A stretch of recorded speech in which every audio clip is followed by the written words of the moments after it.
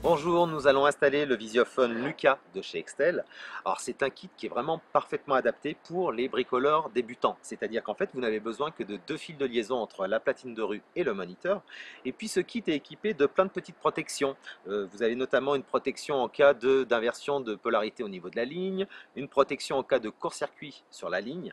Et puis si jamais vous envisagez de couper le câble d'alimentation, vous avez même une protection en cas d'inversion de polarité. Le kit est livré complet, vous avez une platine de rue en CI, très facile à installer. C'est d'ailleurs ici que vous aurez le contact de commande pour l'automatisme de portail et le contact de la gâche électrique. Un moniteur, alors le moniteur est un revêtement alu avec un petit étrier mural. Comme je vous ai dit, le kit est vraiment très facile à installer. Il suffit de respecter la section des câbles indiquée au dos du packaging. De 5 à 25 mètres, vous pouvez mettre un petit peu ce que vous voulez, du fil téléphone par exemple. Par contre, au-delà, de 25 à 100 mètres, préférez du 1,5 mm². Le kit est garanti 3 ans. Maintenant, nous allons voir comme il est simple de l'installer.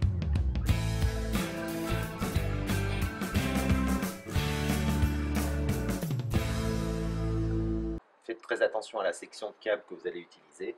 Reportez-vous bien la notice de 5 à 25 mètres. Vous pouvez utiliser ce que vous voulez. De 25 à 100 mètres, on va préférer du 1,5 mm². Donc j'ai pris une bonne section de fil. Prévoyez-en suffisamment pour l'alimentation de la platine de rue et puis pour les différentes commandes. Pour installer la platine de rue, je vais commencer par retirer la visière et puis je vais la présenter sur mon mur afin de pointer mes fixations. Attention, je vais faire en sorte que l'objectif soit à peu près à 1,60 m de hauteur.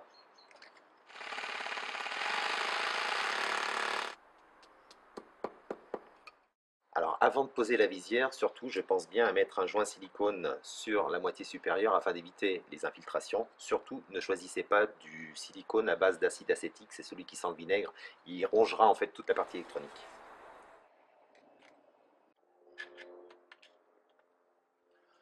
Je peux maintenant connecter mes câbles sur ma platine de rue. Alors repérez bien les couleurs, parce que même si ce produit est protégé contre les inversions de polarité, bricolage facile, il faut quand même connecter la borne 1 de la platine sur la borne 1 du moniteur et la borne 2 de la platine sur la borne 2 du moniteur.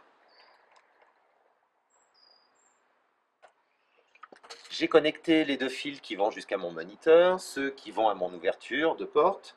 Maintenant, il ne me reste plus qu'à emboîter la platine de rue dans la visière et je bloque par la vis qui est en dessous.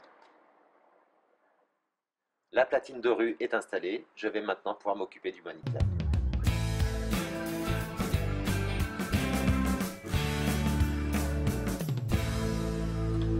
Pour l'installation du moniteur, alors je retrouve les fils qui viennent de la platine de rue. J'en ai prévu également pour mon alimentation.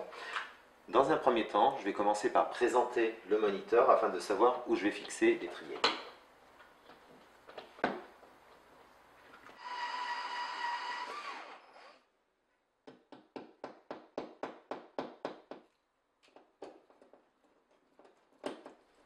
Pour connecter l'appareil, j'ai donc les deux fils qui viennent de l'extérieur. Alors faites attention, repérez bien les fils. Là, j'ai été obligé de faire un raccord quelque part, donc ne vous trompez pas. Et pour l'alimentation, j'ai décidé en fait de mettre mon alimentation vers mon armoire électrique, donc du coup j'ai été obligé de couper le câble. Pour la polarité de l'alimentation, référez-vous bien au livret blanc.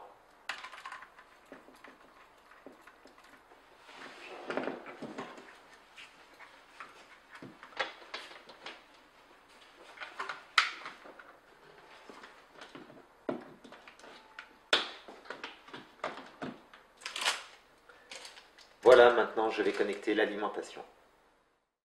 J'ai donc relié les deux fils de mon alimentation à ceux de la fiche du moniteur. J'ai bien respecté la polarité bien sûr. Là ce que j'ai fait c'est que j'ai installé une prise murale. Je vais pouvoir connecter directement l'alimentation dessus.